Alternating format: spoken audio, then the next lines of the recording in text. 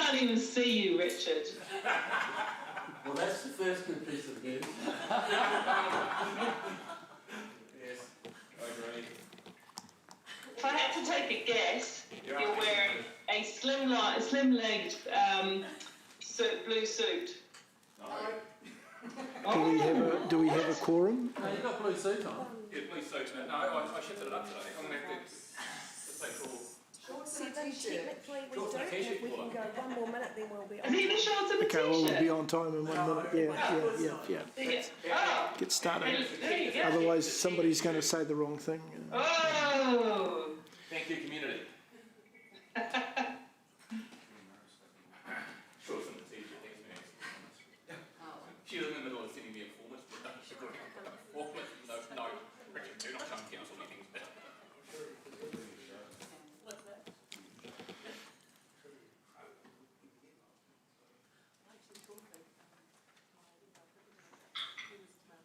Good morning. Good morning, everybody. I note it's now 9:30. I'm informed by Democracy that we have a quorum. So, Morena, I declare the first finance meeting of 2021 formally open, and welcome to this meeting in level 2. Right. So, call for apologies.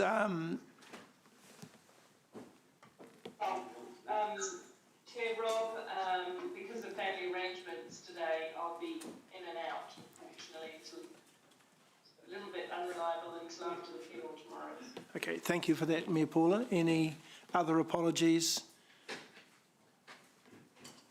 I have to get away by about 2:30. Thank you for that, Councillor Reiner. Don't say it. I'll bite my tongue on that one. Just to inform the meeting that Matt has a family medical emergency. This is item C2, and Tracy will be presenting in his place with Megan from Tompkins Wake. All right, so I'll move apologies be recorded. Do I have a seconder, please? Thank you, Councillor Ryan. Those in favour, please raise your hand. Against? Carried. Confirmation of the agenda. I'll move the agenda, which has been pre-circulated in the order that it is. Do I have a seconder, please? Thanks, Councillor Maxine. If there's no discussion, those in favour, please raise their hand. I'm getting to you, Councillor Ewan.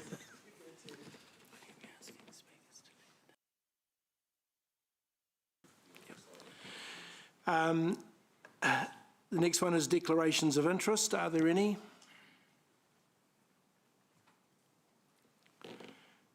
No? Okay. Public forum. I'm not aware of anyone in the public forum today. All right, just a note following on from our discussion yesterday, when we move to debate, if we have a staff member at the table having presented his or her report, we will ask that that staff member to leave during the period of the debate. Okay, so move on now to item 5, which is confirmation of the Finance Committee open minutes of the 2nd of December. Thank you, Councillor Maxine. Do I have a seconder? Councillor Ewan. Is there any discussion on the minutes? There was one item which I recall was a reporting back, and let me just find that. And that was oh,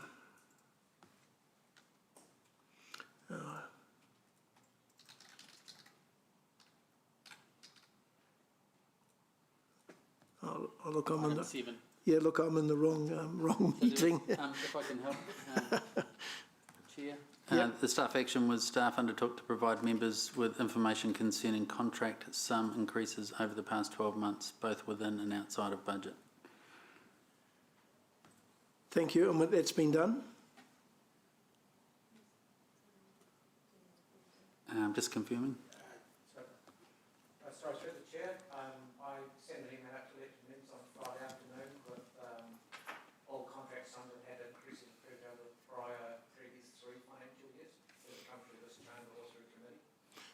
Thank you, Ian. Are there any other items of discussion from the minutes? If there are none, I will put that to the vote. Those in favour, please raise your hand. Against? The motion is carried unanimously. Thank you. Chair's report. The Chair's report is item number 6. And if I can just verbally add to that, that since writing the report, we've had some discussions with the finance team as well as with governance over the possibility of moving finance meetings to later in the month. This finance meeting considers the reports of up to the end of November, which I just feel is a little old. Although we're still working on it as a work in progress, it may be that this is the only meeting during the year where we have such a report that goes back that many months. So it's a work in progress for this year, and given the tight meeting schedule that we already have, it may not be possible to make any changes, but certainly it's on the agenda for next year's meeting list. So I'll take my report as read. Is there any discussion? Any questions? Got a question? Yep. Thank you, Councillor Mark. Thanks, Chair Rob. Just regarding the LTP discussions, thank you to the committee for your work on that. I think the document's looking fabulous. Can you just provide me some clarity, please, around why you chose which projects to highlight? And as a second part of that question, are you confident that people will get a full picture of the LTP and be able to dive deeper than just those projects? My response to that is, the second part is I hope so, and certainly that's been the approach that I've taken personally in some of the rewrites that staff have made to the draft document. The first part, I think, is a matter for Council to consider on the 25th of February, whether or not the document does cover the projects that were fairly discussed in the briefings and meetings up to the LTP.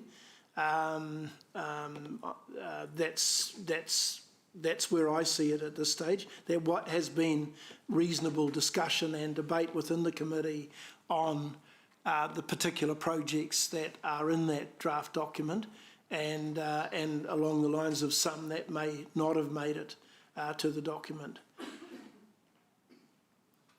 Yeah, okay, so you told me that there was debate, but I haven't quite worked out the rationale as to Discussion, yeah. why the particular ones were there. I guess it was done on... You want to have a response to that, Mayor Paula? Well, I probably think I should, because it's an LTP document, and Mark, we had that workshop the other day. I guess these were the ones that we had lots of debate on, were either, issues that we clearly identified we wanted to hear from the public on. But taking your point about the wider stuff, I've been making it quite clear in my committee communications that people can respond to the whole LTP, absolutely every part of the LTP. Natalie tells me through the engagement process that she is linking through, so anybody can delve into any part of the detail at any stage, depending how if they want to go there. So I think that's more a communications issue. You never, we've gone away from having that. Here's your LTP attached, dive into anything, to a more focused approach. But thank you. That's cool. I was just sort of thinking in particular the Lido pool cover, for example, there was actually no debate on that at all, and it's ended up in there. I was wondering if there was, perhaps because it was, I think I heard you on the radio today talking about new projects being in there, which I thought was a really good rationale as well, but I hadn't heard that before. Oh, yeah, well, most of those are part of that new visionary thinking that we did with the community. So I guess that's what I meant about we wanted to highlight some issues where council were particularly keen to get feedback. But I take your point, it is about And if you remember the last LTP, we did that via a list, funded, unfunded, right? And that sort of, and we didn't have the opportunity to, so many opportunities to click on a web link and go to more detail and tell more stories. But I think the idea is that through the Commons and engagement, we will heavily lean on what was our vision and give examples of the kind of things we want to hear from. I don't think, I think to change that now will be more problematic. I think we should focus on how we tell our stories with our community engagement. Yeah, for sure. No, look, I think it's a fantastic document, and I'm not going to get into debate, but other than to say, I hope that people realise there is a lot more, like there are more. Look, I share your concern with that too, Mark, I do. I want to make sure that people, this is a selection, a chocolate box full of goodies to have a look at, but there's a lot more behind it. Yeah. Cool. Hey, thank you, Chair. Thank you. I'll now move to Councillor Dave, then Mayor Paula and Councillor Margaret on the list. Thanks. Just to follow up to Mark's question, I'm presuming that on the 25th, if Council does want to make changes, it still can to the LTP, the consultation document, that is? Well, I believe the changes that can be made at that point, the answer is yes. But if there are significant changes made, then that may require Audit New Zealand to be required to come back in and I think it's reassess. It's more to do with the issues that Mark, sorry to interrupt, that Mark raised, which ones we highlight, because they're all in there and been already assessed. I'm not asking about anything new going in. Okay. Yeah. So, so I think continue to make sure that Sean is well informed of any concerns before the meeting, so we can do our best to incorporate it. Councillor Rob's absolutely correct in terms of any significant changes have to go back through. Less significant changes start to become slightly problematic as well, because we've got a certain amount of time to turn things around. So forewarning is forearming, and we can get everything done beforehand is better. But you always have the opportunity to change anything at any particular point in time, Councillor Ferguson, and you're well aware of that. Thank you. Thank you. In the order of hands up, Mayor Paula. Yep. You're on mute. I'm going to not sing it. I'm not on mute now. No. Yeah. It's what we're sorry. I just had to take flowers off a courier. That's all right. So your questions? No, my hand is up because of the conversation that Mark raised. I'll take it down. Okay, thank you, Mayor Paula. Councillor Margaret. Thanks, Rob. Can you hear me? Yep, we can hear you. Yes. That was a yes? Yes, we can hear you. Thank you. Just what we're talking about, the LTP, and I think Richard might have answered some of the question that I have, but I'm not sure he did. So we've gone out to our community with an LTP plan. Now, since that plan, as the council, we've actually added more funding and more additions, I suppose, to that LTP budget. So my question is, how do we rationalise all that, and how does that sit with the document that we're about to send out, or we're starting to send out? Yep.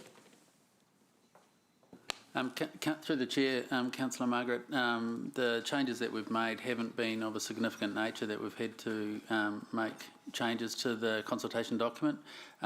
Elected members will get an opportunity to see an updated financial position when through the next round, and so we'll be able to capture all those changes and bring them to you to see the complete picture as at that point in time.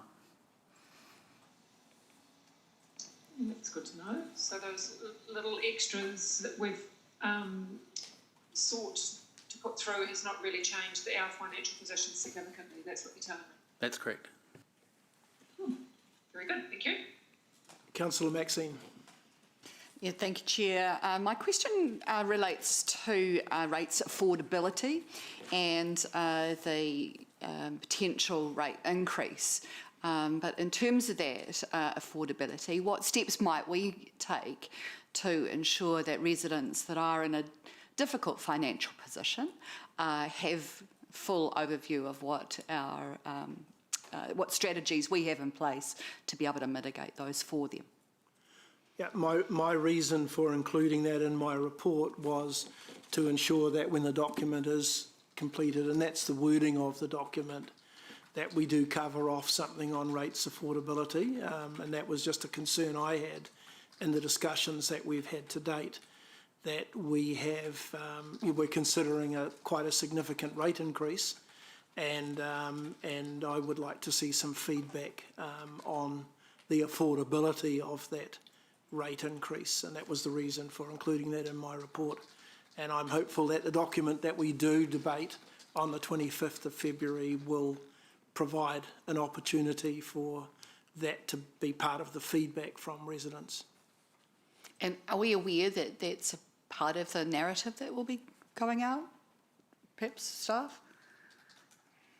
I would hope so. I mean, we often go back to what's known as the Shand report, which I think was the last sort of independent report done in New Zealand, which I think was many, many years ago now. 2005, yeah. So that really was a little bit of an indicator for councils in terms of, you know, setting some, it set some benchmarks around what would be acceptable, you know, what would be in the realms of rates affordability. Yeah, so I mean, ultimately the consultation document will highlight the rates increases and stimulate debate. So I'm hoping that we get a wide range of views coming back through consultation. I emphasise wide range because quite honestly, quite often we get a narrow range of views on that space. Also, you know, we will make sure as part of any adopted 10-year plan and rates notice that we well communicate our various rebate schemes as well, so that the community understand what's going on.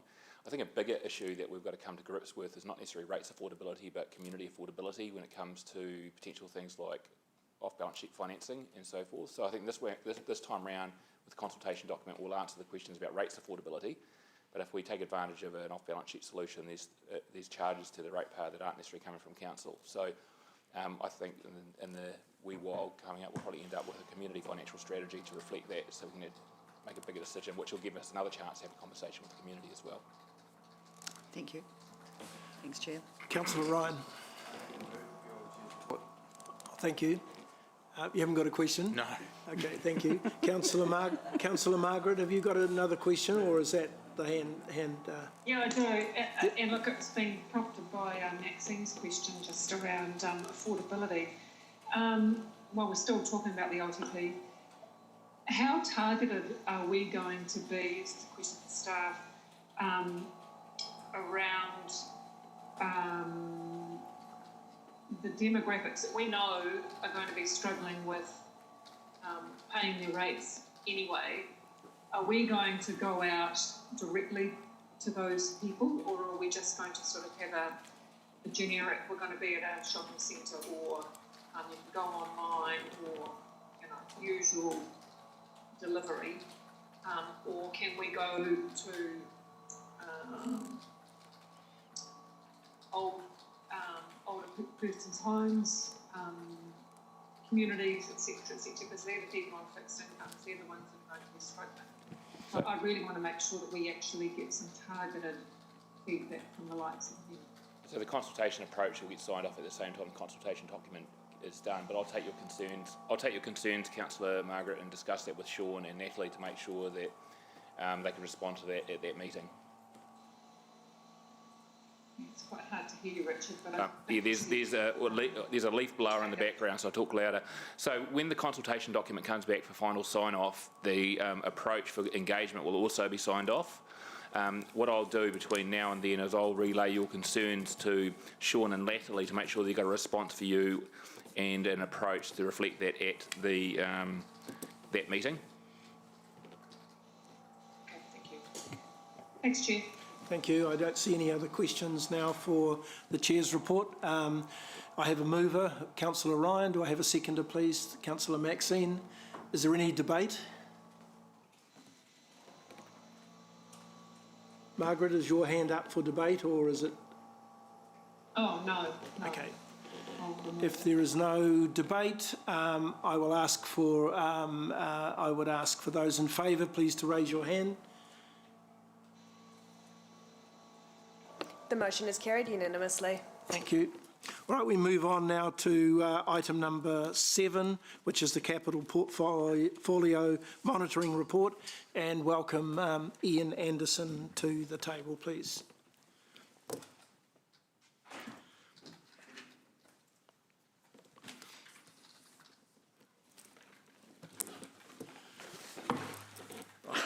Welcome, Right, Ian. I made it. Good morning, councillors. I'm here this morning to present the financial results for the capital program for the 5 months ended 30th of November. Chairman Pascoe made mention about that these results are now, we're now sitting in mid-February, so these results are some 4 months old. I just note that the next Finance Committee meeting, due for the 23rd of March, will be presenting the 31st of January results, so there's a significant update on where we are today. Just as while I was in the report being read, I will just give a quick overview of the content of the report and just to focus on some of the key points I'd like to emphasise. As at 30th of November, the total spend on the capital program was 84.8 million. That's a pleasing result when compared to the previous financial year. It's about 10 million up, and again, this just continues to reinforce that as this capital program over this new LTP is really ramped up, we have been putting in place the systems and processes to significantly up our game in terms of delivering that far larger capital program. The current target for this financial year is 283.4 million. That's what it stands at the 30th of November. We fully expect that target will reduce as we move through the year and we identify further deferrals coming out of this financial year. On that note, I would like to say as part of the LTP, we did some analysis to try and understand what a likely deferral target may be from this financial year. And that analysis at that time, which was done in early December, indicated we were looking at total deferrals for this year of approximately somewhere sitting between 60 and 65 mil.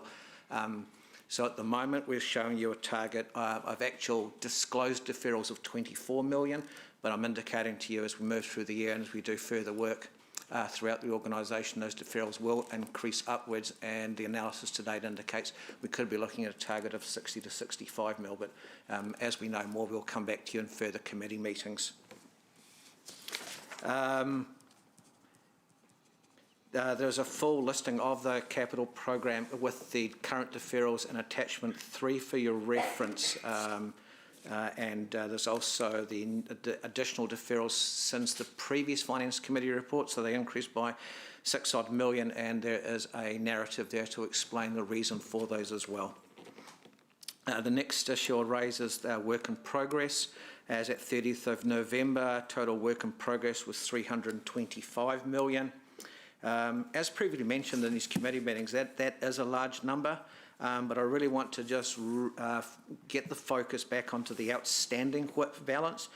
You'll note from the report that while the total WIP is 325, it's the outstanding WIP that causes us concern. That's currently sitting at 39.4 million. Why do I say that? Because that's the work in progress. It should have been capitalised, and as a result of that, it's not actually having an impact on your P&L or your operating statement by way of interest and depreciation. And I can assure you, working with Tracy and the rest of the organisation, that those projects sitting in that classification are the ones that are getting the most urgent and immediate attention. And again, as we come back next report, we'll give you an update on where we are with that. Ultimately, the aim will be, and the objective has to be, that by end of financial year, that outstanding balance has been reduced, because we can't go into a the end of the financial year with WIP sitting in under those classifications. So we are working actively on that. Just a point of note, Ian, you said it doesn't reflect on interest and depreciation. For the ones we've paid for, which is all of that WIP, it has impacted on interest. It's only depreciation that hasn't been reflected. I stand corrected, Richard. Thank you very much. The 8 program sheets are attached.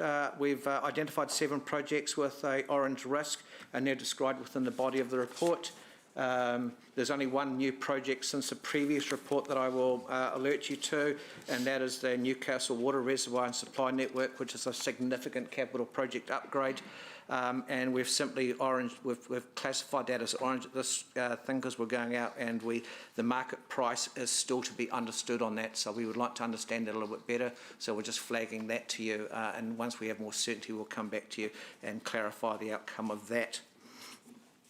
At this stage, and at a 5-month... Project, was that again, Ian, please? Sorry? Which project? Oh, sorry, that project, and I'm referring to paragraph 31 of my report. It's titled Newcastle Water Reservoir and Supply Network Upgrade. So it's about to go to tender. The risk there is we're just a little bit under some risk around the market price, getting the tender price for that. So we're just flagging that right now to you, okay? It is a significant project. Yeah. Oh, okay. If I move on, savings at this stage, there is a savings report coming later on the agenda. Sean Hickey and Aileen will be presenting. At this stage, we're not disclosing any savings on the capital program. That's simply that we haven't, it's not that we haven't identified any, we simply haven't confirmed any at this stage. It's important when you're doing savings that we've got some certainty that those savings will actually crystallise and materialise. Again, what I will stress though with the savings target from a capital perspective is it's not the capital savings per se, the dollar less spent on the capital work, it's the consequential impact on reduced depreciation and interest costs from not having to service or pay for that dollar that we save. Tracy may mention through her report that you are already starting to see some savings coming through interest and depreciation through the operating statement, but that's largely to do with the capital program only being 5 months through the year, and we are already ramping up some deferrals for the year. Finally, I would just mention, and I have included towards the end of the report, that we have now got the funding agreement in place for Ruakura Stage 1 transport connection. This is a significant project for Council, and what I wanted to note and this committee was that this is a $38.6 million program of work, of which Council is receiving external funding from government and Tainui to the tune of 33.6, with our contribution being $5 million. So we're delivering a $38 million benefit to the community of Hamilton with our contribution capped at $5 million. And I think that's reasonably significant. And I just wanted to make you aware of that, where the first instalment came through late in December at 9 million, sorry, I apologise, and that cash flow genuinely has positive impacts on Council's financial position. On that note, I will stop talking, and if there's any questions, I'm happy to take those. Thank you, Ian, and I can assure you that there are some questions. Yeah. So, Councillor Dave. Thanks. The first one's actually directed to the General Manager, because it appears in all the reports, so this is the first one. There's a thing here called the Executive Summary, which I'm questioning why it's even in there, because it's no summary at all. When you look at it on the first page here, it's not directed at Ian, they're all identical pretty much. There's only one report in here, the overdue debtors one, that actually summarises anything at all that's in the report. And this is something I've raised before. What's the point of having executive summary if it talks about process, not actually summarising what's in there? Not that I only read the executive summaries, but I do like looking at them first so I can try and work out what the key issues are, and it doesn't show these at all. So please, this is a request to the General Manager, and I'm wondering if he could respond as to whether they can actually be summaries of the report, which is usually what executive summaries are, unless there's a different test for accountants. No, there isn't, I can assure you. Good. Yeah, 100% we'll review. Well, noted, yeah. The other one relates to the deferrals issue. I noticed on this, your paragraph 9, when Ian, when you're talking about the delay deferrals, you're talking about the more usual reason being developer is not ready to partner with council as to the reason for the deferrals. With such a large amount of deferrals, do we only find out at the last minute that that's happening? Because these are LTP expenditure lines that are being deferred, and we're now in year 3 of the LTP. I would have thought we would have had, at least in some cases, and this might be to the other General Manager of Infrastructure, don't we have more advance warning, and therefore shouldn't we include an amendment to the LTP in one or more annual plans in between? Especially by year 3, we could be quite out of date if we don't change anything at all, even if we know what's not coming up in the lift or what's been delayed. Yeah, look, that's a really good question, Councillor McPherson. And no. You've been listening to the CEO. Yeah. Look, we've used a phrase in that statement where the developer isn't ready or isn't ready to part with us as an example of a delay deferral. In other words, we are now going to ultimately deliver the project later than the LTP had indicated. Whether we're doing the annual plan, whether we're doing the LTP 10-year vision, I mean, we plan the programs around what's needed to deliver the growth at the time to deliver the housing needs and to meet those needs. And there's obviously an underpinning assumption that the developer that we're going to be working alongside of developers are on board with us. Invariably, once you start to get into the detail and the consenting and those types of issues, there can be some issues around that. And as we become more aware of the actual deliverability, that's when we would come back to Chamber and make you aware of deferrals due to that. I understand that happens and some of those sorts of reasons, no problems, but surely we know some of that in advance, and we can, because we're taking money from ratepayers for our share in some cases of these. They're not 100% developer funded, so we're taking money too early. So, if there's a delay deferral, the construction season we're just in at the moment, surely we would have known about that, some of them, not all of them, a year or two ago in some cases, and could have then amended the LTP. But we're not amending it, we're just saying it carries through, and we're getting, some projects are getting some quite big delays, and which then have a financial implication. Yep.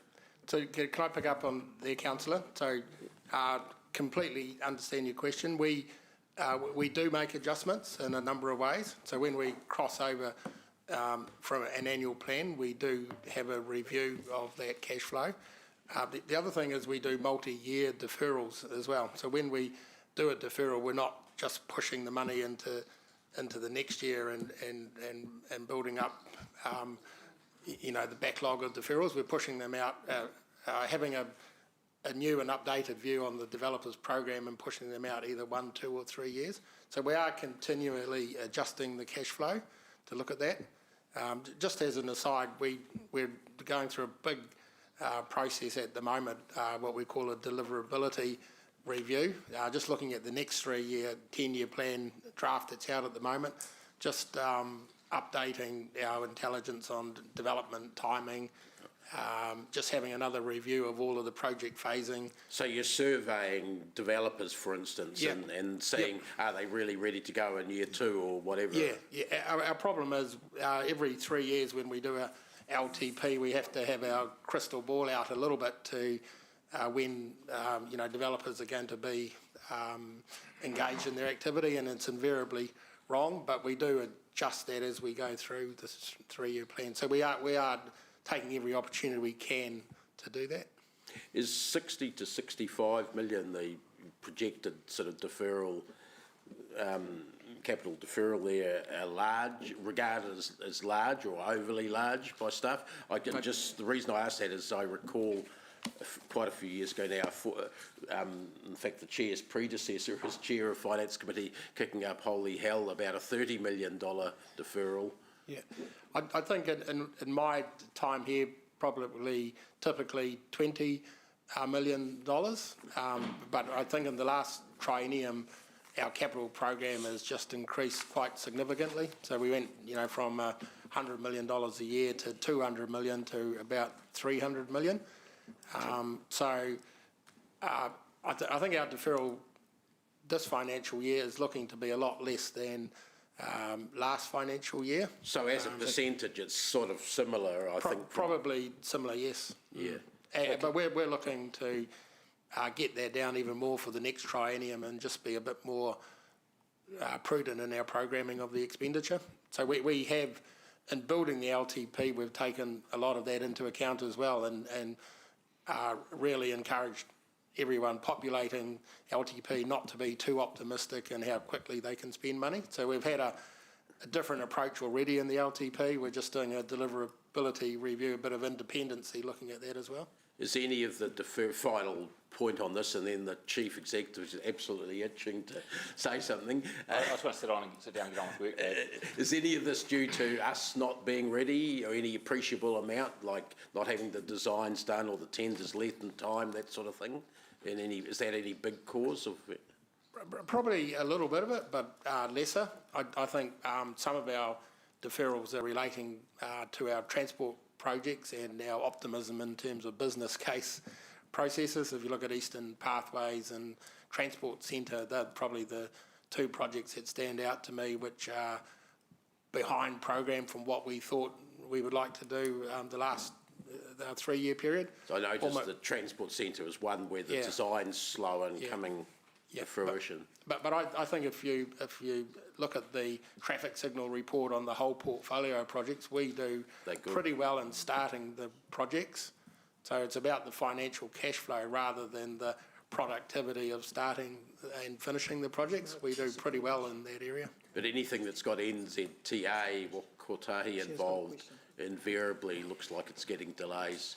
I think we are getting into a better rhythm on some of those now, like Eastern Pathways is getting a rhythm. I think we are starting to understand it collectively, elected members and staff in NZTA, about how to manage and cash flow those projects better. Thanks. Thank you, Councillor Dave. Councillor Ryan, and then I have Councillor Margaret. Thanks, Chair. Just on page 16 under project risks, Ian, you mentioned the Gordonton-Puketaha intersection upgrade, but I can't see where the risk element of it is. I'll get Chris Allen. I think we've just put that as an orange because we know that it's a significant issue for councillors. We originally programmed to have a intersection upgrade in the 3-year period, but things have evolved over those 3-year periods, and we've moved back from a full upgrade of that intersection to buying the land for future-proofing and doing a small upgrade. So we just thought it would be wrong to put a green there and say everything was fine. We just put an orange there to just indicate that the project has changed a little bit, and we still don't have an intersection upgrade there, but we are working on it in accordance with the last council resolution. Does the draft LTP piece that we've marked around that help that case, or is that part of the reason why it's in limbo a little bit? I think from memory, we have an action next month.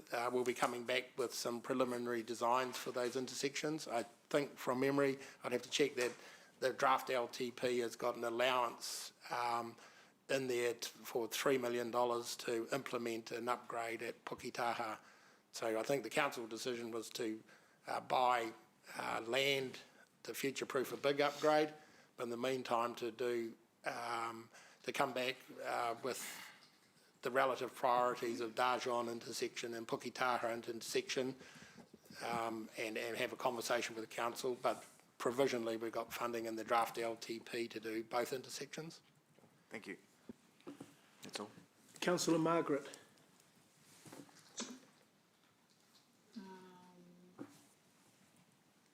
No, that's fine. My question was answered. Thank you. Councillor Sarah.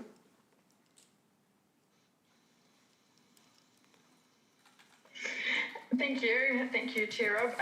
One question I had was just following on from Dave's questioning around deferrals. Does that, if there are significant deferrals, then what opportunities do we have to discuss whether some other projects which we might see as being important to the priorities that the council has moved forward. How does that work?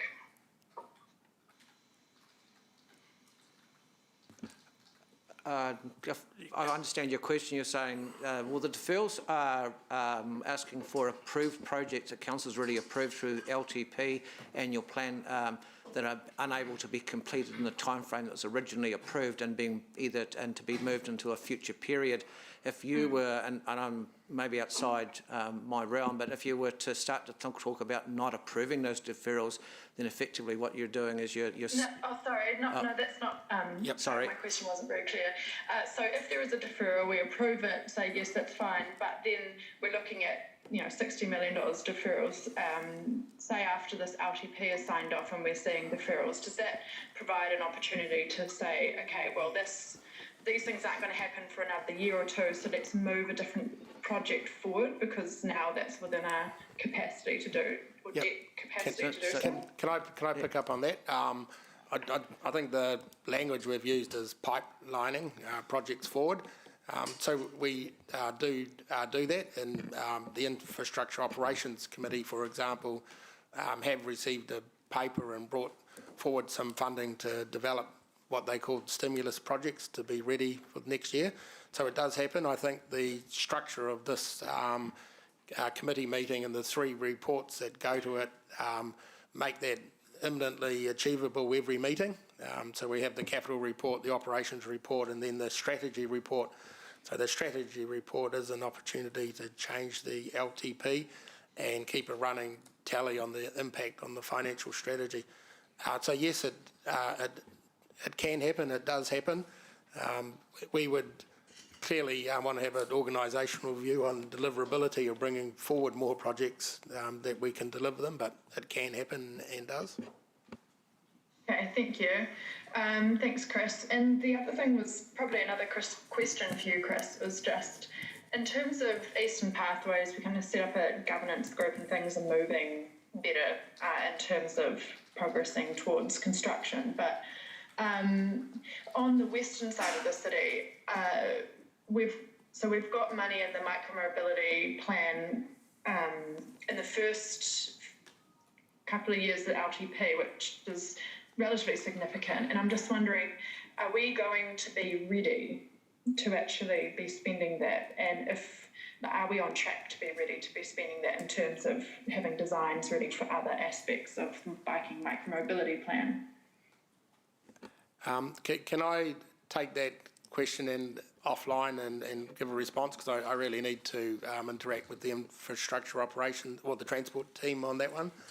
So they've got a primary role in that. So I can have that discussion and talk to you about that.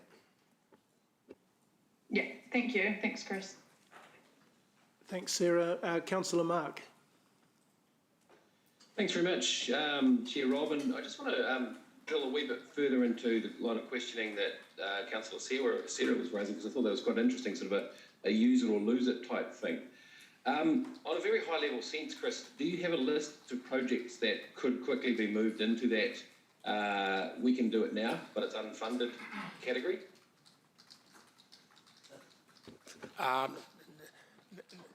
No, per se. I'm not holding a list of projects that we could do now. I think they more come from elected members on behalf of the community, the ones I'm thinking about.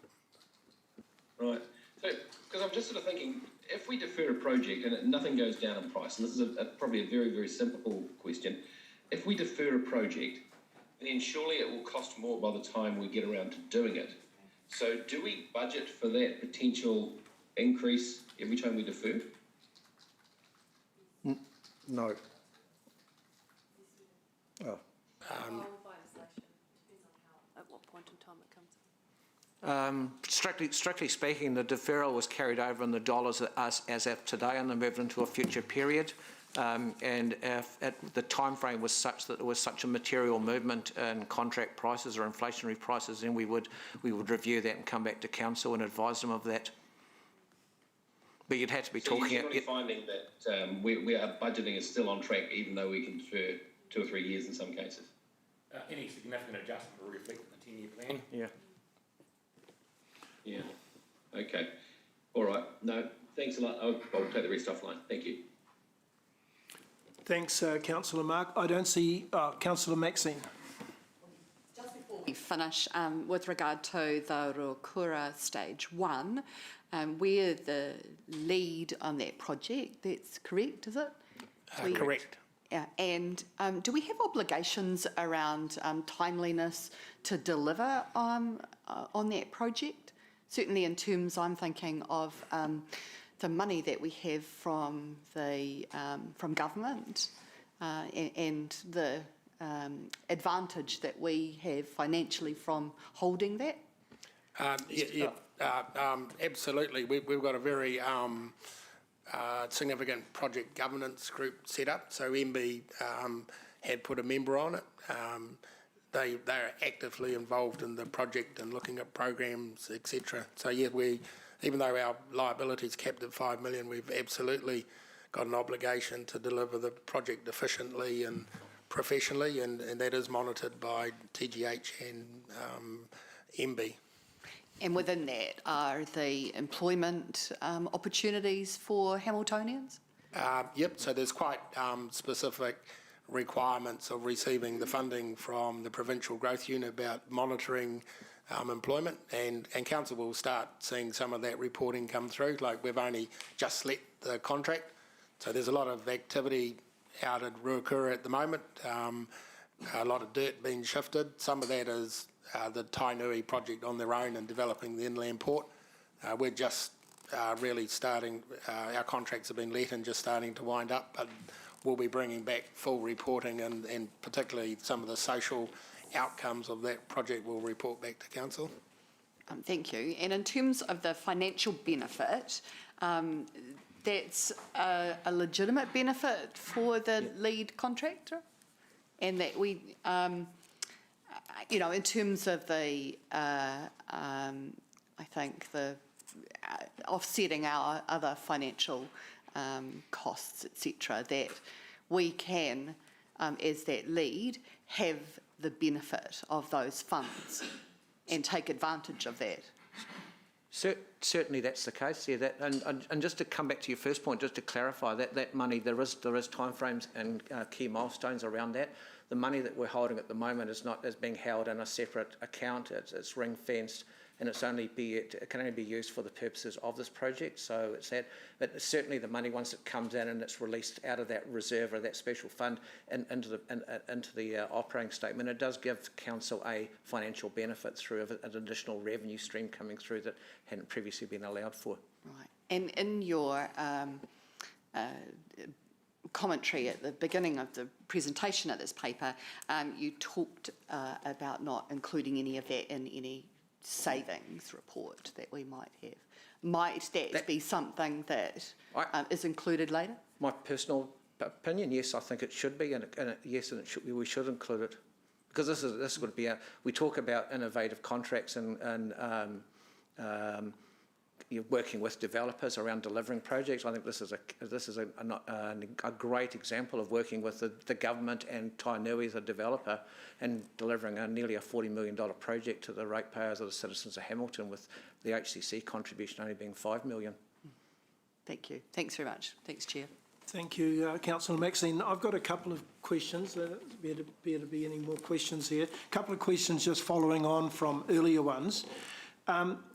In terms of the report, and please correct me if I've got the metrics wrong, but I sensed in reading the report that the deferrals to November were around 24 million on a $307 million spend, which to me is about 8%. Now, you've indicated today that that's November, but the flow on to the end of the year is that we would have about $65 million worth of deferrals, which pushes that percentage up to about 21%.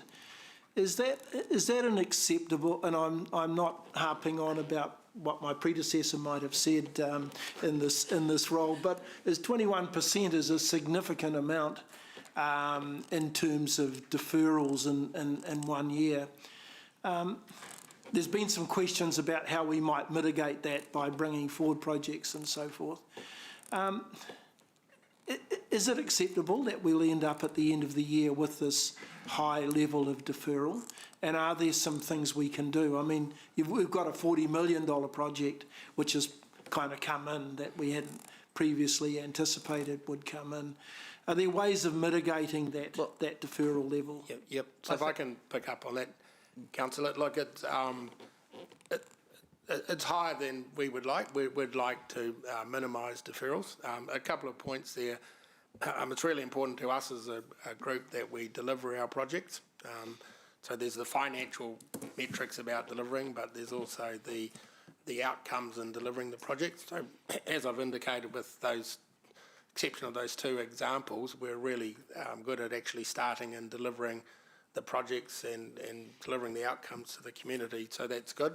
It's just aligning the cash flow with the delivery of those projects so that can get out of sync. So you've probably picked up from the engagement over time that, you know, we try and assess a cash flow. If you take Peacocks and our big projects there, you know, 3 years out, we're trying to assess the timing and the cash flow, and then we let a contract, and the contractor will have a completely different idea as methodology and how he's going to build the project, and the cash flows will be wrong. But it's not to indicate that the project's in trouble with just the cash flows a little bit different. So we are continually trying to get that better. I'm confident that the next triennium will be a lot better, just through the work that we're doing now on the deliverability plan, and also the discipline we've had this year in building the LTP and not being too optimistic in terms of how people think they can spend money. So I'm confident that we're getting better and better at that. The other point is there's two things going on. So the 10-year plan is about listing and highlighting those key projects that we intend to undertake, and with all good intent plan to.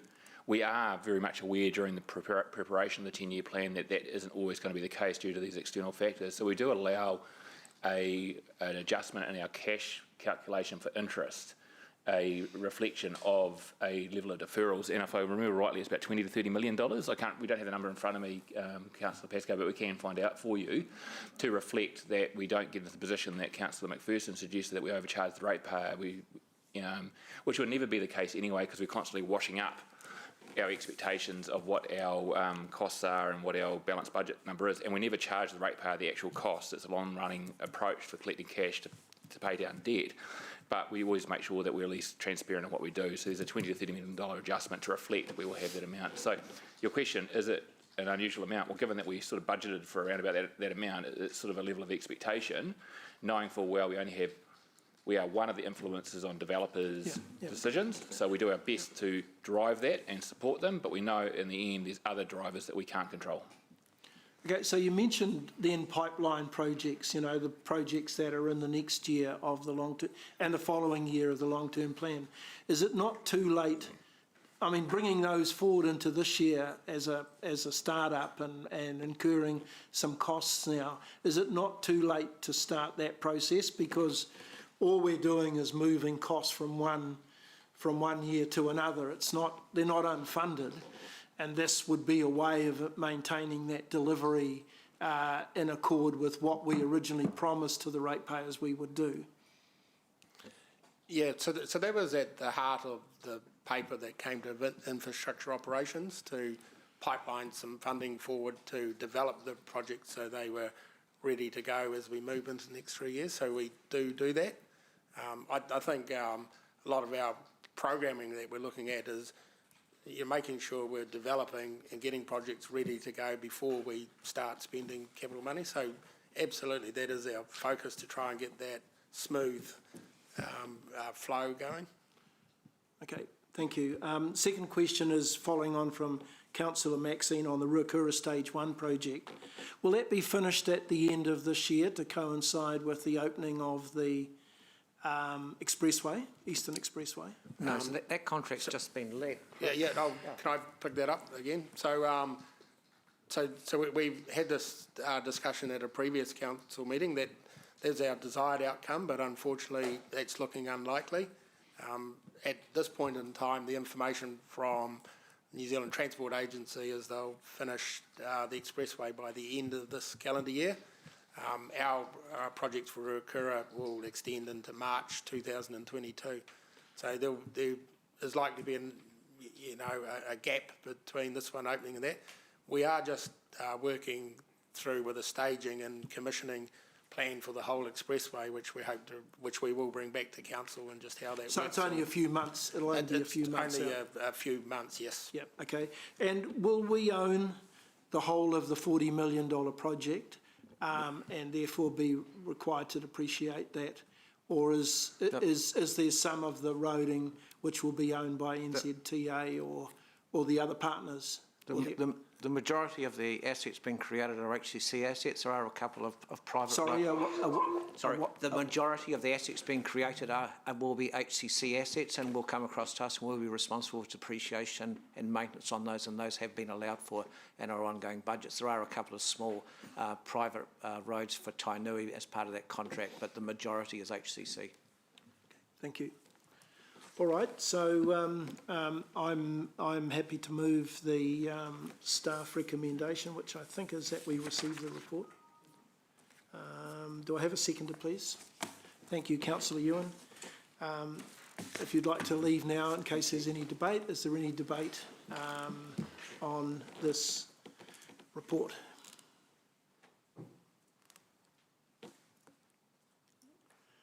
No, I'd just like to make a couple of comments. I guess I accept that the costs are contained, and we're not unnecessarily charging the ratepayer significant amounts. We're not collecting rates ahead of actually completing the project. So I'm confident, and I'm confident that we've been making those appropriate adjustments in our long-term budgets since I've been on council. But I do have some concerns on delivery, that we go out in our long-term plan and we say this year we're going to deliver $304 million worth of capital assets, and we will, in terms of the projections, be $65 million. That's 21% short on doing that. And so I do acknowledge that in the last 3 years, the change within management to monitor and deliver and execute these projects has changed significantly, and I appreciate too that it's becoming a much more mature product than it was prior to 3 years ago. But it is a concern, and I think of particular projects that councillors do have, and I have that one on Boorman Road extension, which continues to be pushed out. It was pushed out in the last long-term plan into the 5 to 10 year category, and it looks like it's heading in the same direction in this draft LTP that we've got. So if there's an opportunity to move forward some of the projects that are funded within the LTP, then I think we should be trying to spy well ahead of the due dates, so that we can actually bring those forward when we get a sense that we will not be able to deliver within the years that we have projected. Margaret, Councillor Margaret, you've got a... Yeah, thank you. Thanks, Rob. Look, I share your sentiments, and I also value the discussion that we had this morning about deferrals, and I can remember having many heated debates in previous councils about the number of deferrals, the quantity, and your very point, Rob, that we're collecting rates that were from ratepayers that we're not actually using. So I think it's a bit of a reality check, and it's not we're going to. And in these times where we have shortages of resources and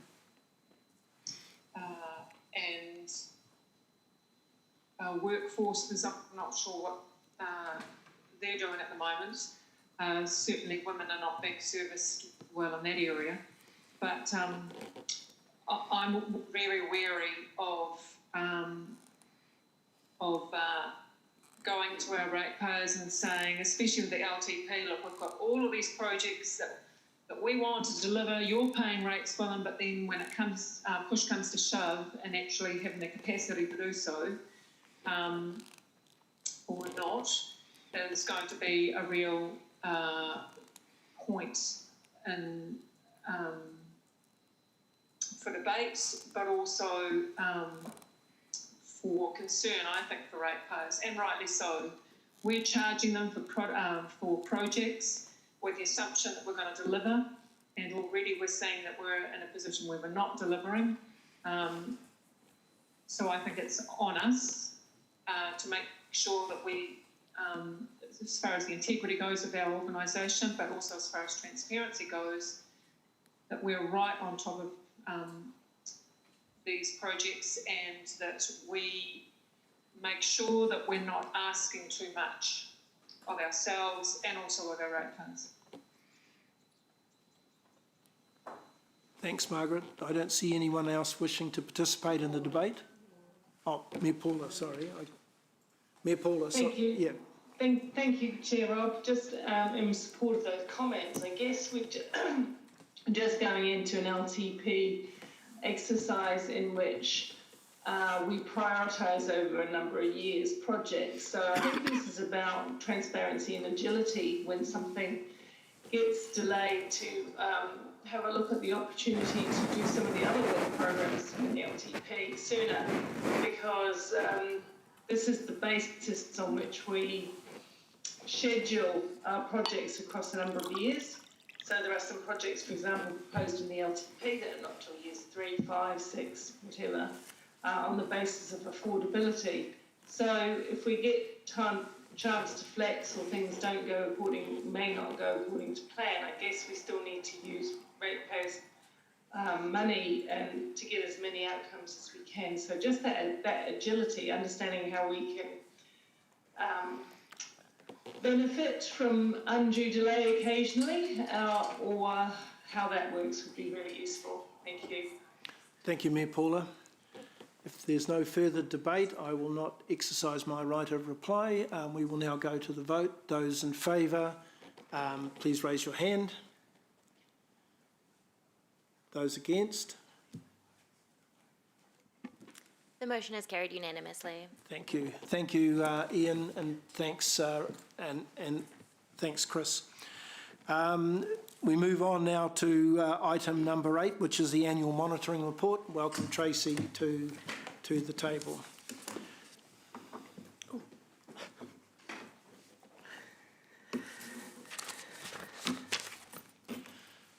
Good morning. The floor is yours. Thanks. Okay, so we are talking about November results a little bit out to date, but so obviously they were favourable for both the accounting result and the balancing the books result in November for the 5 months ending 30th of November 2020. So we're still seeing really positive results coming through in our fees and charges area. That's not only in the consenting space, but also across our visitor attractions. And with DCs, obviously budgeting timing-wise is quite difficult, but in November we were already at 64% of our full budget already, so that's a great news story for us. Some of the overspend you see in the expenditure is offset by additional revenue. So we have the projects like the Te Awa Cycleway or increased level of activity and events or workloads, for example, like H3 or something like that. So again, just remember when you're looking at these as individual lines that there is those offsets sitting up in that revenue space. So the personnel space, so this is an interesting one, and we've talked a little bit about it last time at the last meeting, but just to kind of cover off what we've talked about earlier, there's a couple of things that kind of are included in that line. So we've got health and safety, we've got training, we've got the actual payment of our staff, and as we've talked about last time, annual leave. So remembering that this is November results, so the annual leave in particular was still unfavourable favourable by $500,000. Just to let you know, from obviously that with everyone taking holidays in December and January, that flipped completely around the other way. So when I bring to you the January results, that obviously is in a much better space as we kind of knew would happen. So what's happening in the personnel line, you'll remember that we have the thing that we call vacancy factor, which is obviously our savings. Now, one of the reasons why we put that in is there's a natural, when people leave, there's a natural space between someone leaving and then someone coming in. So that time and that salary is effectively is our savings. What we've noticed since COVID is actually people aren't leaving, which is kind of a good news story in that sense. And you know, people are obviously staying, or the roles that are leaving, we're recruiting them and replacing them and really fast, rather than and obviously allowing that time. So what that's doing is putting a little bit of pressure on the team is to actually make that savings. We are still obviously trying to do that. One of the examples is obviously our training budget, so we've got quite a substantial savings in that space as well to try and offset that. So, and again, remembering also in that personnel line is the cost for the Tower Cycleway, is the cost for bringing in staff to do the consenting and things like that. So that's the kind of the revenue offset. So while it looks like it's sort of a negative number, when you start unpicking it, it's actually not that bad, and we are just making savings in that space at the moment. So depreciation is currently still favourable. I will be doing a bit of a forecast once I get out of LTP on this. So one of the things we'd budgeted to do this year is the transport revaluation, and the whole effect of that we had budgeted to be in this financial year. As it turns out, we're not going to do that revaluation until the end of the year, so that'll probably kick in next year. So there will be some favourability from that space, but I can see again already looking, seeing the January results, our vested assets are well and truly again over budget, so there'll be some offset in that space in there.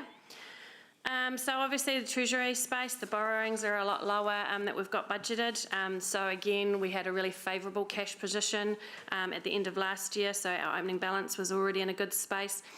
All the fees and charges and DC payments are all cash, so again that's helping for that. So that's a really good, another good news story. We are non-compliant again in a couple of those areas, so our 40% limit for fixed hedging, we're at 39, and our counterparty risk.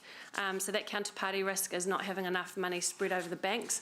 That's because I'm not putting in any term deposits at the moment.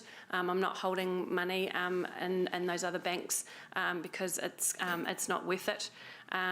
So that will be breached probably for now until potentially the end of the year. But the good news story in the Treasury space, so Narelle, can you pop up the graph for me, please? So you would have noticed in the revaluation, so for the last probably 18 months or so, if you get right to the bottom of the comprehensive expenses and revenue, there's always a really ugly $1 million number down there in our revaluation of our hedging. So you'll see now that it's actually flipping up the other way. So what I just wanted to show you up there is a graph of the swap rates and what we've been doing for the last wee while, and you'll see. Oh. So just a quick, so just easier to explain from a pictorial kind of perspective. So you'll see obviously as that line was coming down, so obviously the lower that line gets, the worse we would get from our hedging, because that's obviously comparing our fixed rates to that swap rate. But you'll see now in that sort of October, November, it starts going back up the other way. So what that shows is now we're getting the benefit of all of those hedging and those decisions and things that we have made. So as you know, I do have a conversation with our PwC counterparts on these kind of things around when I kick in and that hedging or that fixing of those rates at the moment. But yeah, I just thought it was quite a good picture to kind of show the difference a few months makes and how now it's coming in and being quite advantageous to us. So the last thing I just wanted to talk about is just forecasting. So we haven't really done a lot of forecasting over the last wee while. As you know, the team have been working quite solidly on the LTP. So we will do some more work on that, and some of the work that we're doing part of LTP, for example, our interest savings. Once we kind of get those rates signed off, we will bring that in and reforecast that interest line as well for this financial year. I'm happy to take any further questions. Thanks, Tracy, and I'll ask Councillor Mark to start the questions. Thank you, Mr. Chair. Hey, Tracy, just looking, and this is a general one, just looking at Auckland's reasonably dire situation, and it seems to be largely due to their reliance on fees, charges, and their events, etc. What's our percentage of income from rates versus fees and charges and the likes? Are we a lot more buffered in that respect? Absolutely. So I can tell you it's about... no, I can't, but I can work it out for you. Majority of our revenue comes from rates. What happens with the fees and charges and exactly with H3 and visitor attractions, if you don't get the revenue, you kind of don't pay the expenses either. So one of the things you're noticing in H3, for example, if they have an event on, we obviously get the revenue and we also then get the cost of sales. So they kind of go hand in hand. So the opposite, so what we're seeing is the benefits of that happening because we budgeted to do less events, but we're actually doing more. So while my budget and operating and professional fees or something goes up, but I also get the offset in the revenue. So the way we did our budgets, especially again, if you think about what we're in the moment with COVID, it very much is kind of goes hand in hand together. And the reason why we have done so well is we were quite conservative as we were going through that annual plan, in the sense that we weren't expecting as many visitors in our visitors attractions. H3 wasn't expecting to do as many events and things like that. So we are set up, if things do, obviously we do go down different levels to manage that through the rest of this financial year. Okay. I just wonder if offline perhaps you could send me the ratio of... absolutely. Compared to other councils, so I'd be grateful for that. Thank you. Not a problem. Thanks, Chair. Thank you. Councillor Kesh. Thanks, Chair. Just a couple of questions. With democracy, I noticed that our personnel costs are quite low compared to budget. I was just wondering why that was, if we're recruiting or if that has any effect on our capacity or the team's performance. Hi, Councillor Kesh. Yeah, we have through the year had some replacements, so there'll be a portion of vacancy savings that Tracy discussed before, and we're just getting up to speed. You might also be aware that Becca is currently working on a business case given the increased number of committees and the support that governance do to look at resourcing. So I'm expecting that number to come back in line with budget. All right. Thank you. And there was a question around the overheads on page 64. With our professional costs, which is quite a large difference with the approved budget versus our annual forecast. So that together with our increase in personnel, have we analysed the impact on our debt? So you're talking professional and the overheads, and you've got the forecast of that 925. Is that what you're talking? Yeah. Yep. Okay. So that 925 plus there's a 589 overspend on the personnel line. Sure. So that 925 is specifically to do with the legal and the judicial review that we've got going on in that DC space. So, and yep, from the personnel perspective, so obviously we look at it from an overall kind of council, because these are a lot of the overheads in the back office type things are then offset by other costs in there. So, no, it doesn't affect debt. Okay. And last question, just in regards to visitor attractions. The visitor attractions, I was quite surprised to see that our year-to-date actual is actually higher than last year's year-to-date, pre-COVID. What happened? I mean, we're obviously doing something amazing. Councillor Kesh, Lance here. Domestic tourism's kicked in and it's been a lot stronger than what we originally thought.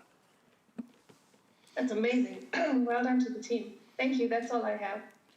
Thanks, Councillor Kesh. I don't see any further questions there. I've got a couple of questions, so we'll wrap up the questions with these.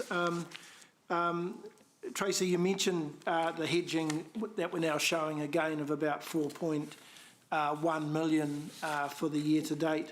Is that adjustment, is that positive outcome likely to continue for the remainder of the year if interest rates stay at the levels that they currently are? Yeah, well, if you look, based on that slide that I just showed you, you'll see what that's already out to January, and the line's kind of carrying on going. Still going so upwards. It's still going up. Yeah. So combined with that and us reassessing our interest rates as part of the LTP process, which we always do, those two things combined, yes, I definitely think we're on the right track. And also that piece of work that you remember I did smack bang in the middle of the LTP annual plan last year with rechanging and doing some of that forward hedging and things like that. So all of that is definitely helping us. Okay. So that should allay some fears that we've had in the media in recent times from those who don't quite understand how it all works, that in fact it's not always going to be a negative if the loans are repaid on the due dates. Yeah, and remember, none of this is cash. It is just an accounting entry. Okay. So, yeah. And my final question, in paragraph 33, the annual budget for interest of 14.6 million and our actual is 5.4 million. Is that the difference between what went into the current long-term plan for interest in the current year versus the interest rates that we're actually paying? Not the current long-term plan. It would have been the annual plan because we reassess the interest and depreciation every annual plan as well. Okay. So that budget would have been agreed last year with those interest rates at the time. Okay. And we're obviously, so again, there's two parts to it. One, we've got better interest rates than what I'd budgeted for last year, so that's one part. The second part is obviously we're favourable in the debt as well because of all of the cash that we received as an opening balance and the cash we're receiving this year with our fees and charges and our DCs. So all of that combined means our financing costs are a lot more favourable. I may have misread that. I thought that might have been the budget year to date, but it's actually the full year, It's the full year budget, yep. Yeah, full year. Mm-hmm. So in terms of the next long-term plan, will you be, what sort of interest rates are you projecting into that plan, given that, you know, they're very, very low at the moment? I think, if I remember rightly, it's anything between 1% and 3%, depending on the year it is. I think it's around 1 to 2 in the first few years, and then it kind of ramps up a little bit towards the end of it. So, okay. So when we receive the consultation document for the meeting on February the 25th, will we get a full set of the 10-year financials? You do get a full set, however, that interest change, I'm still in the middle of working on it. It was too late to bring it through in time for obviously the meeting in December and the consultation document. So that will be a change. What I'm hoping to do before that 25th meeting, though, is give you a heads up about how much more favourable, that's not going to sound very good, how favourable it will be potentially going forward. So we've done the modelling. I just need to get it peer reviewed and make sure it fits in, again, based on the conversation we had today. So it's the cash flowing now, making sure all of that cash, what my opening balance will be, and those sorts of things as well. So it's kind of a bit of a circular type thing that I just need to work through. So the consultation document that goes out has the full set of financials, not just the graphs. No, there's all of the pie charts and so forth. Yeah, so basically the activity statements that I show you and we talk about, so it's the equivalent of those. Okay, thank you. Okay, no further questions there, so I'll put to the meeting, the Finance Committee receives the report. I'll move, have a second to Councillor Ryan. Is there any debate?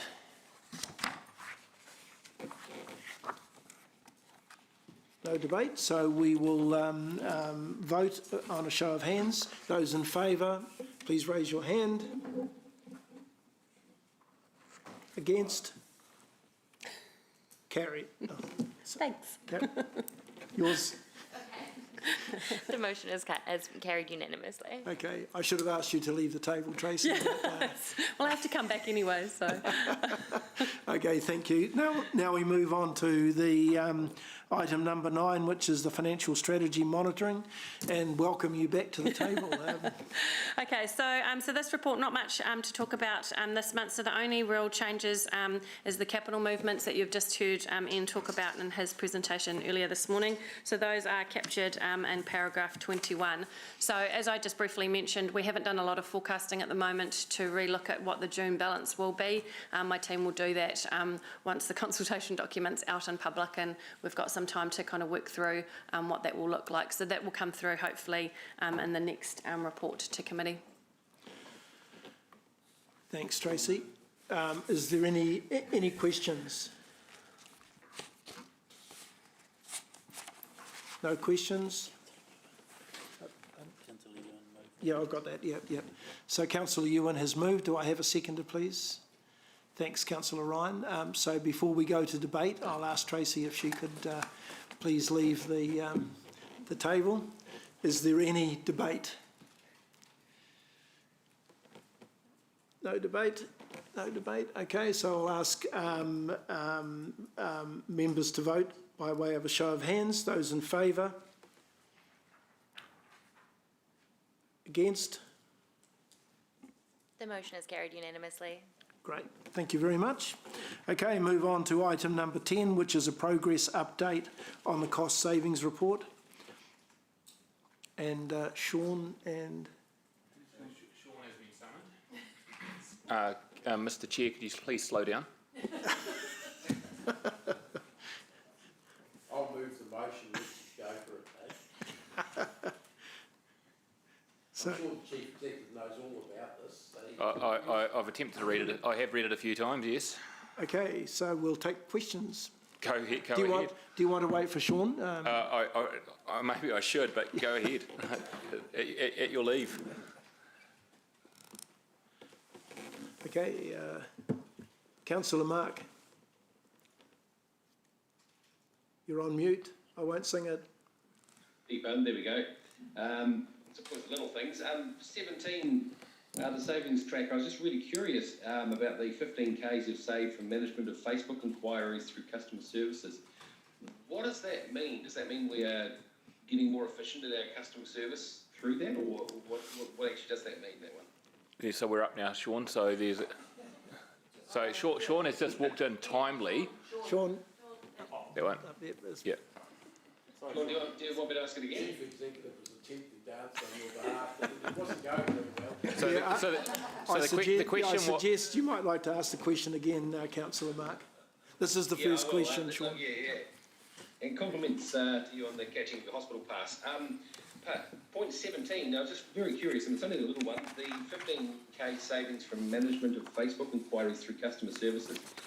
Am I to assume that our customer service has improved to the tune of 15K through the way we're doing Facebook, or can you just extrapolate on that for me, please? Yeah, thank you, Councillor Mark. So that relates to essentially a sort of a staff efficiency in the way that we manage those Facebook inquiries. So we did have someone doing that through the communications and engagement team, and so that responsibility is passed to the customer services team, who have incorporated it into one of their existing roles. This is probably a good example of where that creates an opportunity for us from a management point of view. The savings aren't necessarily realised immediately in the bottom line, but it does create a staff time saving, so that that time is essentially reinvested into something else, or that when vacancies come up, we don't necessarily have to re-employ the same level of staff. It's probably an example of one of a number of lots of small things which over time create the opportunity to, perhaps not replace vacancies. So you see it reflected. Well done. Yeah, I'm just thinking, so now you have customer services monitoring the Facebook pages as well as comms, is that right? Yeah, so someone in the customer services team replies to a lot of those inquiries. Great. Great. No, that's cool. Thanks very much. It was only a small one. Thank you. Further questions? Councillor McPherson. Dave? Question? No, it's all right, I didn't have myself. Oh, okay, you came up on my board. Sorry, it was more a point of query again about the way it's presented, and I think this came up last time. It's presented in an accounting style, so there's the brackets around it's actually quite hard to follow what the savings are. It's sort of not presented in a plain English way in this area, so I'm wondering if you get what I mean. It's quite hard to work out whether we've done, and where even some of the favourables are actually unfavourable. I've got brackets around them, in other words, they have, So it's, and someone else, not me, but someone else asked us a few months ago from memory, when we previously looked at this. So I'm just wondering if there's a plain English version you can and have the accountant's thing as an attachment for those who are of that bent. I can do my best to translate if that's helpful. Well, I did work it out in the end, but it was just quite slow going compared with something that a normal person might have written. Sean, you can't offend Sean because he's not an accountant. He's actually thinking, Sean's just thinking yes. Noted. Yeah, Noted. I'll take that feedback on board. Other question? Look, I've got some questions, and I'll probably follow on from Councillor McPherson because I couldn't understand even the accounting side with the brackets and brackets suggesting that they're positives when they're actually, to me, negatives. So I guess my general question is, this is the first 3 years that we've had these cost savings, and I've been confused with almost every report that's come out. What sort of changes are we putting in place if we decide to continue with these cost savings over the next 3 years in the next long-term plan? Because I think that there are serious, in my view, quite serious gaps in terms of understanding the report. I agree, Councillor Chair Rob, and to take Dave's points as well. What we are planning to do in the long-term plan is, sort of for the future years with these cost savings, is because what we have, the way the cost savings targets have been set is based on a 2018 view of the world. And the idea is that we make savings in year one, which then carry up, are enduring savings, and then we make incremental savings in year two. So our year two savings are, year one plus year two, and year three is 1 + 2 + 3, etc. The way that we've accounted for those would require us to each year look at what we've spent versus what we would have spent based on 2018 figures. Practically speaking, when we do our annual budgeting, we tend to reset the baseline. So we tend to think that we sort of lock away the benefits that we have achieved, but we haven't subsequently reduced the savings targets, and from an accounting point of view. So we've recognised that, and through what we're proposing through the long-term plan is that as we achieve savings each year, we review those through the annual plan process, and that we reduce the budgets and the cost savings targets in the subsequent years by that amount, so that each year we have locked away the savings and we've reduced the savings targets accordingly. So we're only looking at that will sort of reflect the reality of the situation, so that we're not double counting what we need to achieve.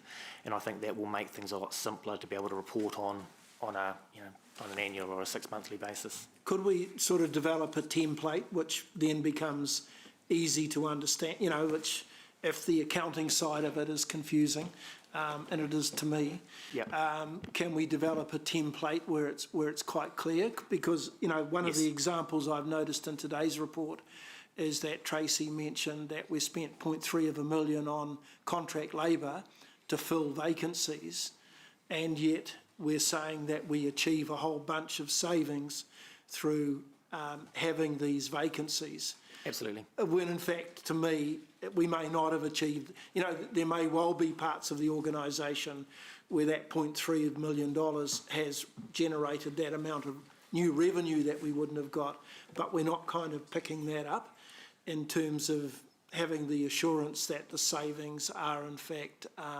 real. Yes, absolutely. So that's part of our consideration. Sorry. I was going to say, through the chair, one of the things we intend to do, and we've done a far better job this time round, I was mildly caught on the hoof in terms of the previous 10-year plan. I was just told to front up, put up, and I think someone said shut up, but we failed in that regard. Absolutely. And one of the things we did is we tried to bring on board under duress and haste. And to be fair, Sean's team, Aileen, and everyone has done an amazing job in what has been quite a difficult time from a work pressure point of view. But what we're going to do going into this 10-year plan, which Sean has led and Aileen has led, is we're going to treat each of the saving initiatives as projects in their own right. So rather than getting you might well get a summary report, but you'll also get a executive summary written appropriately, summarised, of each of the initiatives with a bit more depth on them as well. So, and one of the I've also implemented in the senior leadership team meeting agenda is a transformation topic that's very project orientated as well. So, to continue to bring discipline to these, like any other project that we're initiated, and then if you dovetail that into the conversation that Sean said, we may well report. There may well be cumulative savings that we can report individually through benefit tracking, which you may not necessarily see as easily in the numbers, but we're just going to have to manage and reflect that accordingly as well. So it's all coming together quite nicely. This 10-year plan's been very good for us to reset the way we intend to approach this, and a lot of your advice, Councillor Pascoe, in terms of breaking these down at a project level has been taken on board as well. Do you think there might be benefit in having a briefing specifically on this, so that when the reporting starts, we've got a bit of an idea of what the reports might look like and whether or not we will understand them and not perhaps have the confusion that may have been around in the past? More than happy to, and perhaps as a sort of a precursor to that, there might be a meeting with yourself as chair of the Finance Committee to sort of work through that before it comes to the rest of elected members. Okay, thank you for that. Any further questions? Yeah, Councillor Ryan. Thank you, Rob. Yeah, that conversation was helpful because I always struggled a little bit with this concept that you'd save the savings in 1 year and then the following year it's a new year, so it was sort of a little bit redundant. But I know you've got a savings tracker in there, and I'm thinking maybe you need a phantom tracker. So what your savings would be if you'd projected on that path, because you talked about in the previous 10-year plan how projecting 10 years out you're going to save this much, but we lose it on each year because it's sort of a redundant projection, if that makes sense. Yes, Are you suggesting a second set of books, Councillor Ryan? No, I understand what you're saying, and the approach that we are planning would take care of that. Okay, and the other thing was, in terms of our friend incremental creep, to your point, Chair Rob, how we embed these parameters and say we're going to save on vacancies, but then it sort of gets lost in the new year and then we start expanding resource, and it's how do we measure that on an ongoing basis, but in a tangible, eligible way? So I think the way that we plan to deal with that is to reduce the cost budgets by the amount that we say we have saved in a given year. The budgets for the following year in those cost centres would be reduced by that amount of money, and then we would reduce the savings targets for the future years, assuming they're sustainable savings, by that same amount. So that would lock them into the future budgets. That would take care of that sort of creep factor. And do you agree the phantom tracker is a good idea? The phantom tracker, trademark Ryan Hamilton. What that would, by locking those savings away each year, what we'd be able to do is record what we had saved, committed to, locked away, and record those for it'd be for information essentially so when we were looking back on what we had saved and when we would be able to show that. This is also a key part of the KPI for the CEO, so it is important that we get this really clear. Thank you. You're welcome. Thank you, Councillor Ryan. I'm looking for more questions here. Councillor Maxine. Yeah, thank you. It's probably in response to Richard's input into this around the line by line or unit by unit responsibility for finding savings and finding a way that doesn't skew the behaviours that might lead to using maybe vacancies as a way to find savings, but the subsequent impact that might have on staff in terms of levels of service, workloads, etc. I think there's a question there. Do I agree with Yeah. you? Yes, I do. I think it's something that Sean referred to. To be honest, vacancy factor has been that. It takes a long time to put enduring savings into an organisation. It's quite difficult. We are, as an organisation, finely balanced resource-wise. So everything you said as a downside has happened and will continue to happen. What is good from a person point of view is morale and productivity has continued to increase. There's less and less vacancies, as Tracy said during her report. So our reliance on vacancy factors will continue to reduce. Put it this way, if it's a critical position, the team would recruit for it aggressively. We generally have a vacancy factor because of the time it takes to recruit for a new role anyway. That should be the acceptable level, but in times we have delayed recruitment as a consequence of trying to hit our budgets. But then what we do is we end up probably leveraging our staff more than what we should to cover the gap and therefore not actually impact the level of service. That's not long-term enduring, and the approach to this 10-year plan is trying to put some definable projects to avoid that sort of approach. And is there any checks and balances in the process to ensure that behaviour doesn't endure? I mean about using our staff in that kind of way. There's probably the overall strategy that we're rolling out in the next week or so, which is going to talk about how we're going to deliver on the savings and how we're going to run as an organisation, which is very much people-centric.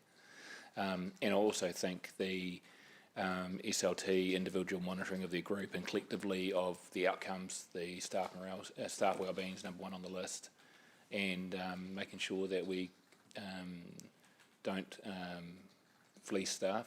I never turn down staff requests that are required for wellbeing reasons and so forth. And I think we've got a huge degree of honesty amongst our team leaders and our managers to ensure that any issues like that will be brought to our attention. Don't get me wrong, there are some individuals out there that have been doing this for years, and not tens of years, who naturally follow a certain paradigm when they're managing their budgets, and that is an avenue that they've used. But slowly, bit by bit, we're working through the organisation, making sure that people first mentality keeps applying. Thanks very much. Thanks, Chair. Thank you. I don't see any questions on Zoom. Yes, Councillor Thompson. I'm not Councillor Thompson, sorry. Councillor Sarah, you've got a question. Sorry, you're now back on my screen. Just following on Maxine's questions, I was just wondering what, at some point, actually, in terms of looking at the savings targets, would it be an option to actually remove staff vacancies from the targets as a component of those savings, so that there isn't necessarily that, I guess, that need to, or the motivation to be kind of delaying the recruitment of staff where it might be detrimental? I think that makes sense. I guess to clarify, when we're talking about vacancy management, sometimes, as Richard had said, there has been delay in recruitment to help meet budget numbers, but by and large that's not the case. by and large, the vacancy factor reflects the reality of staff leaving and the time taken to recruit. So it's sort of a natural part of the business.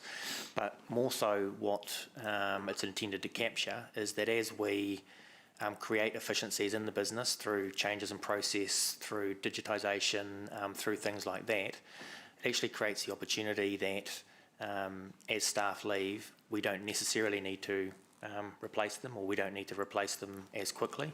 It creates that opportunity. So as opposed to making roles redundant, reducing the number of roles based on those efficiencies is really sort of what that reflects. There will always be an element of personnel costs and therefore savings in those efficiencies. To date, we've by and large tried to achieve those savings through not replacing roles as opposed to removing existing roles. Thanks, Sean. I'm just wondering, though, there's kind of a difference between, say, a delay in getting someone. Sorry, there we are. Getting someone into an existing role, and then actually kind of having an innovative solution, or it might be AI or whatever it is that you're using which actually means that you don't need that role. So there's, I think, quite a distinguishable difference there. Would you be able to distinguish that in terms of this target? We plan to, and I think this is what Richard was alluding to previously as well, is that by isolating out projects programs like digital transformation, we'll probably be more targeted with the things that we're planning to do and the effects that we think those things will have, and therefore where efficiencies will be created or where savings might be achieved. So that is certainly the plan going forward. Yeah, thank you, and I'd be interested in, I'll leave it, I guess, to debate, but I would be interested in how we kind of move away in that reporting, make it clear that we're moving away from vacancy factor being part of the target. Thank you. Sarah, Councillor Sarah, this might be a good discussion topic if we do hold a elected members workshop in terms of what components we would find to be useful in that report. But that's just a suggestion of perhaps a way forward in terms of... That would be useful, and I can wait till then. Yeah. Okay, thank you. Any further questions? I can't see any on Zoom. No, okay. So I'll move that the Finance Committee receives the report. Do I have a seconder? Councillor Maxine. Ask Sean if he could leave the table so that I can call for any debate. New process you might not be aware of. Does anyone wish to debate the motion? No? Okay, so I'll ask for a show of hands for those in favour. Please raise your hand.